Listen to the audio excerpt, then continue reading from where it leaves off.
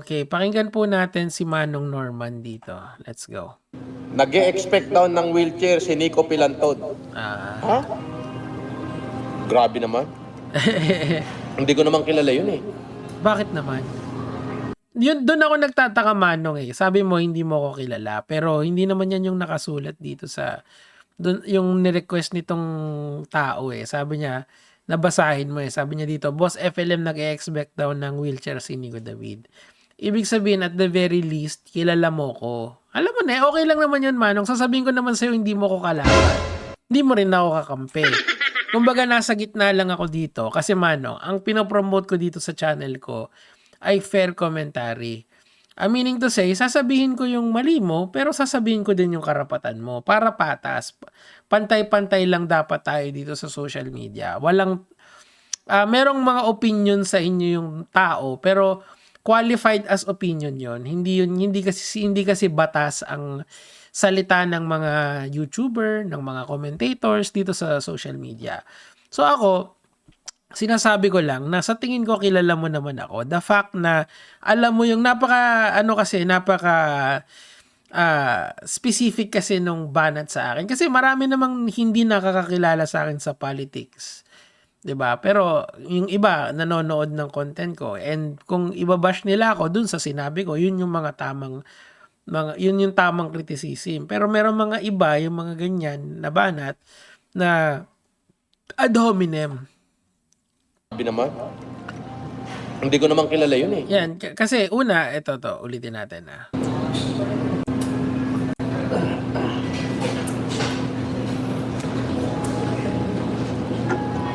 Grabe, no? Nagyoyosi siya dun sa mismong kainan, eh, no? Pwede pala yan dyan. Diba, sasabihin niya dito, specific, eh. Sabi ni Mr. Cadaver, Boss FLM, nag-e-expect daw ng wheelchair si Nico Pilantod. Diba? Hindi naman ako pilantod, eh. Like, sino ba may sabi? Quite literally. Pero, syempre, low-hanging fruit kasi yung mga ganyan eh, na pambanat sa tao. Usually kasi kapag hindi magaling mag-argue yung isang tao, yan yung gagamitin niya. Sa'yo yung physical na katayuan mo, ang taba mo, ang payat mo, PWD ka, o ano naman. Ganun talaga yung mindset ng mga tao na hindi, essentially, ang gusto nila is asaran lang. Pero si Manong naman, sinasabi ko naman sa kanya na hindi ako nagte-take offense doon sa sinabi niya. Siguro mali lang yung introduction ko sa kanya. Like for example, kung ako kay Manong, manood ka rin kasi ng mga content ko na hindi about sa'yo. Kasi marami yun eh. Di panoorin mo, tingnan mo, baka magustuhan mo. Baka magbago yung opinion mo sa ginagawa ko sa social media. Ang akin kasi, when I want people to understand, when I want to understand something, papanoorin ko siya. I've watched naman lahat, hindi naman almost lahat, pero yung mga key videos about sa kanya, napanood ko na naman din. Alam ko, may idea naman ako kung sino siya. Pero, ako, sasabihin ko lang na red flag talaga tong tao na to, pero hanggang dun lang ako. I won't judge the merit of this person based on pinresentan ng kahit sino dito sa social media. Ang pwede ko lang basihan is number one, yung lumabas na sa court. Sa court, marami siyang cases. Meron din naman ako mga kilalang ibang tao na marami ding cases na nakademanda rin. Pumamamayag pag sila, lalo sa politika, ang dami dyan. May kaso marami pa ring sumusuporta sa kanila. Ang punto doon, hanggat walang final conviction ng isang tao, he is presumed innocent until proven guilty. Dito kasi, sa internet, napapansin ko, hindi ba napanood mo yung video nito? Bakit pagbabasihan yung video ng isang tao? Kung kahit gaano ka-compelling yun, hindi naman yun final. Di ba? Hindi yun final and executory. Meron pa ring laban yung tao na yun in the proper forum. So, yun yung pinopromote ko dito.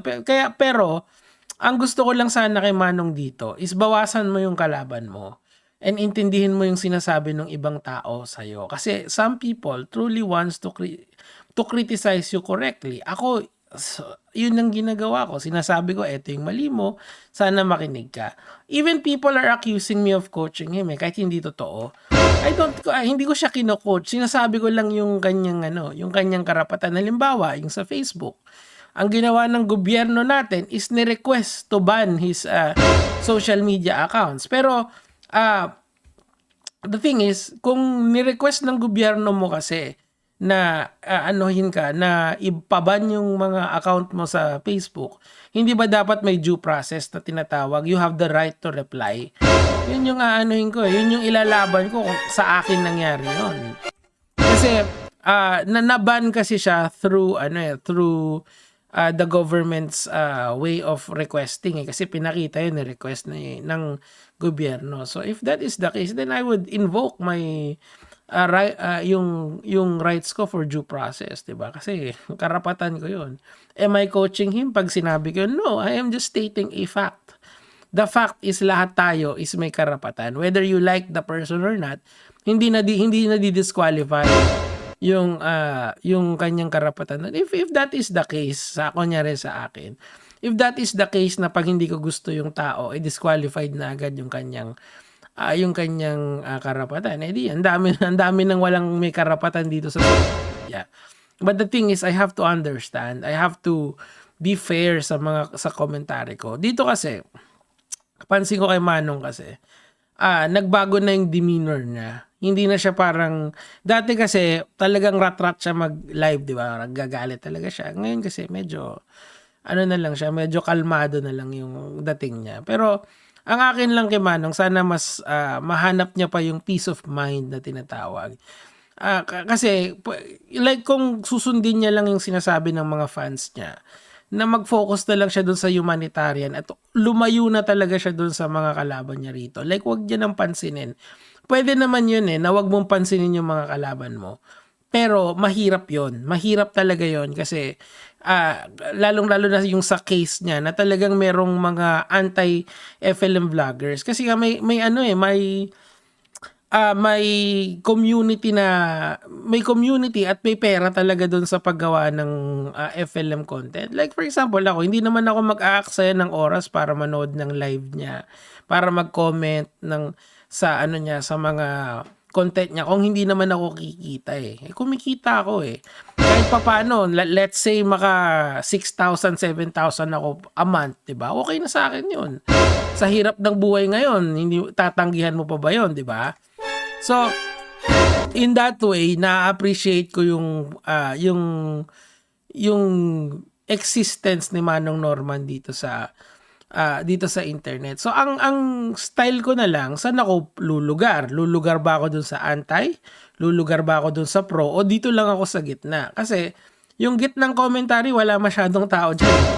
Lahat kung gusto mong kung gusto mo ng views talaga, dun ka sa anti. Kasi, sa anti, ang daming galit sa kanya 'di ba? Yun yung trending yun yung meta ngayon That's the reality of the situation. Pagka yung pinakamatataas na views ko sa kanya was always about criticizing Francis Leo Marcos or Norman Mangusin. Pero na-realize ko, parang hindi na challenging para sa akin yon. And hindi lang, and gusto ko rin kasi din i-promote dito sa channel ko, end of the day, yung tinatawag nating fair commentary. Even if you do not like the person, meron pa rin siya, yung rights niya is still withstanding. Hindi yun nawawala. Hindi na di-disqualify yung kanyang rights just because hindi mo gusto yung tao na yon. So that's the reason why mid-commentary yung pinili ko dito sa style kay Norman Mangusin. Although, halimbawa, may mga polarizing kasi talaga na mga issue. Halimbawa, yung mga ginagawa niya na talagang questionable. Doon siguro, pwedeng polarize yung take ko. Pero in general, dapat gitna lang tayo. Marami na kasi sila doon sa parlor ng against sa kanya. Marami din naman pro din sa kanya ngayon. Naglalabasan sila. Yung mga kakampi niyang vloggers, meron na rin kahit papaano, pakonti-konti, pero meron pa rin. Siguro, mas maganda i-feature natin yung isang pro sa kanya para lang fair. And then, magka-counterpoints ako, pwede yun Ang pinopromote kasi ng channel na to is healthy discussions towards social media issues. Kung hindi tayo makakapag-usap ng ayos diyan, ang ending natin magkakaroon tayo ng mga ganitong ganitong ad hominems, 'di ba? Kung ako sa Manong, ibawas mo na ako dun sa mga kagalit mo. Kasi pwede ko namang gawin yung ginagawa ng mga anti-FLM vloggers eh. Madali sa akin yon actually. Pero it's not challenging anymore. Mas okay to. 'Di ba? Magagalit kayo sa akin, i-dislike niyo yung video, ganyan. Kung ano-anong aakusahan niyo, pero ako I'll stick true to my form. The advocacy of this channel has always been educating people. Okay, yan yung nung nagsimula ako sa Victor Magtanggol, yung science yung talagang tinry kong promote dito. Kaso nag-evolve into something na much more general, mas na-appreciate ng marami. So, even if hindi tayo gusto ng mga tao na nakikinig sa atin, ang gusto kong mangyari, kahit papaano madagdagan yung karunungan nila, kahit 1% lang, at hindi tayo dumako sa ad hominem, sabihin niya, yan yung mga pilanto, PWD, mabaho, ganun, there should not be a space for that. Pero sige, ang request ko lang kay Manong, makinig lang siya ng onte sa mga videos ko na hindi about sa kanya. Baka matuto siya, di ba? Kung ayaw naman niya, ayos lang din. Walang problema yon. Yun lang naman po yung sa akin for today, mga lod.